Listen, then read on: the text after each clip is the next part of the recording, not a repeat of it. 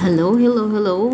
Mapagpalang araw po sa ating lahat. For today's video, ibibideo ko po sa inyo, ipapakita ko po kung ano po yung aking ginagawa. Kasi inaayos ko na po yung bedsheet ng madam ko kasi darating na ang aking pasyente. Utos dito, utos doon na naman kasi second time na pa-opera na siya sa likod niya. So, uuwi na siya dito pagkatapos ng Eid. Hindi ko lang alam kung kailan. So, ito, linis, ayos ng bedsheet para mas magandang tingnan at pagdating niya ay okay na, ayos na. Kasi tinawagan niya ako na mag-aayos na ako ng bedsheet niya. Ayan, nilinis ko muna yan. Tinarapo ko bago ko pinalitan ng kanyang bedsheet. Yan po yung may po yan, may air bead. Pag sinasaksak mo po yan, lumalaki na parang air bead nga. Pero pag hindi mo yan sinaksak, hindi mo ginagamit, lulubog siya. Mawawala yung air niya, yung hangin niya. Pag sinaksak mo, may makina po yan. Tapos unti-unti na po yung lalaki. Yung mag-aano na siya na mag-isa yung lulubo. Yan ang ibig kong sabihin, hindi ko mabanggit-banggit.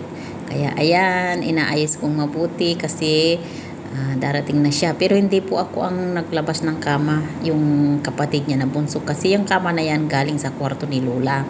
Nilabas niya, tapos inayos ko, pinapalitan, nilagyan ko ng bedsheet. Kasi ewan ko, sabi niya, dadating daw siya, dito daw siya mag-stay. Hindi ko lang alam kung kailan. Pero bukas, doon naman daw kami kakain sa anak niya. Punta daw kami doon ng 5:30 or 5 o'clock. Hindi ko alam kung 5:30 ng umaga o 5:30 ng hapon. Ayan, tapos na po mga karils. Ready to higaan na siya. Ayan. At saka yan. Tapos na rin akong naglinis dyan. Nilinisin ko po yan lahat kasi darating niya sila. Magkakabisita dito. Hindi ko lang alam kung linggo or lunes. Tsaka selfie muna. Ayan. At maggagawa na tayo ng ating isda. Lilinisin ko na po yung isda na iluluto ko mamaya para sa hapunan. Breakfast lang ni Baba kasi fasting siya. Ngayon ang last niyang fasting. Yan, ang laki. Hindi ko alam kung anong klaseng isda yan. Ang laki. Binabad ko pa po yan sa tubig mula kaninang paggising ko. Tapos, iniwanan ko, naglinis muna ako. Pagkatapos na naglinis, at saka ko titimplahan yan, lilinisin. Dinamihan ko po nang nilagay dyan na na mga kung ano-anong rekado. Kasi, parang nung pagkatapos kong tinanggal sa plastic, may amoy na siya. Tapos yung sa kabila na parang nangingitim na kasi matagal na po yan na frozen kasi. Ang problema lang dito sa amin, hindi ka makakakain ng fresh. Puro frozen lahat. Tinignan ko doon. Lumapit ako doon kasi may tumutunog-tunog. Hindi ko alam kung ano. Kasi ang alam ko may nakapasok na daga dito eh. Mag-isa ka lang, tapos maririnig mo lang tumutunog-tunog sa may kisame. Kahit dito, may sa may AC. Pag hindi nakabukas ang AC, makaririnig mo tumutunog-tunog yan. Tapos pagdating ko dito sa umaga, wawalisin ko may mga nahulog na tain ng daga sa tapat ng AC. Ayan, ang laki ng isda. Parang ang tabang na eh. Kaya dito, maraming nilalagay ng mga ricado. Kasi ang pagkain nila frozen na, hindi na masarap. Hindi gaya dyan sa atin na masarap ang kinakain natin kasi puro fresh. Dito, puro frozen na. Ayan, parang wala ng lasa.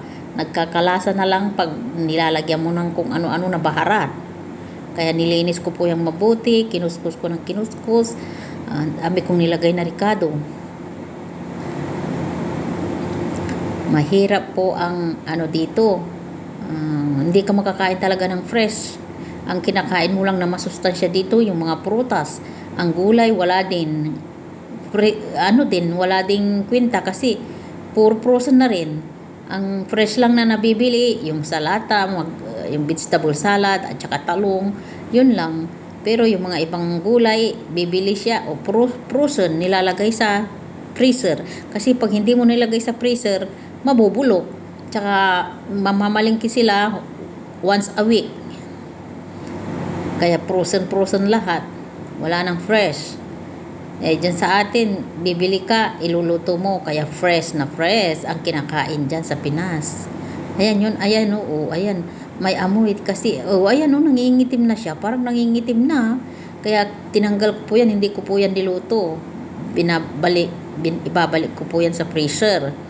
Kasi may amoy na siya, parang nangingitim na talaga siya. Sa tagal na siguro sa freezer o kaya dineliver nila, hindi na siya bago, hindi na siya fresh. Kaya ibabalik ko po yan sa freezer. Nilagay ko po sa plastic.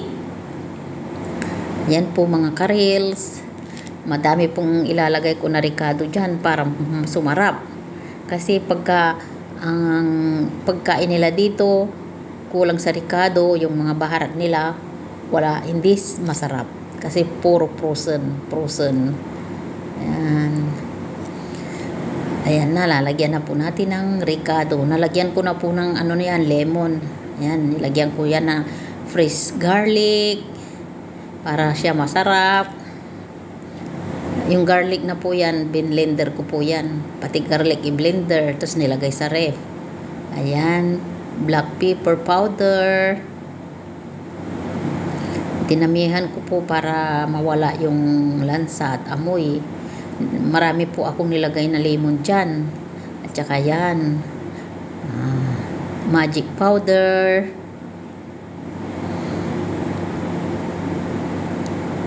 Hindi ko lang po naalala kung nalagyan ko. Ayan, salt. Nilagyan ko po pala ng salt. Kaya lang parang kakaunti yata ang nilagay ko dyan na salt.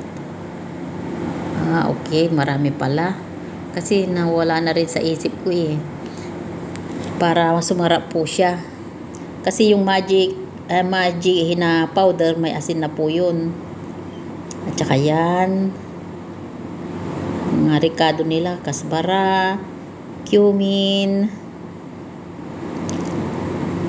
masala. Ang dami ko pong nilagay dyan ng ricado. Mga masala nila, mga powder na ricado nila.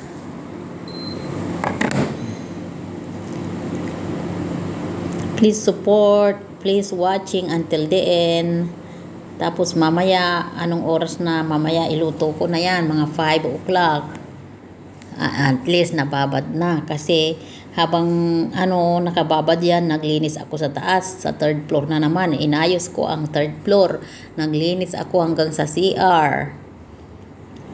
Tingnan mo, hindi biro ang trabaho namin dito. Kaya kayong mga pinapadala namin ng pera na pamilya namin sa Pinas, huwag gagawin na basta-basta, huwag igagastos ang pera na basta-basta. Igastos sa tama. Kasi pawis ang puunan namin dyan sa pera na pinapadala namin kahit maliit. Dapat magtipid. Huwag gastos ng gastos na hindi naman importante. Dapat praktikal ang buhay ngayon sa mahal ang bilihin. Napakamahal ng bilihin. Halos kulang na ang kinikita namin. Ayan, kumpleto na po yan ng ricado.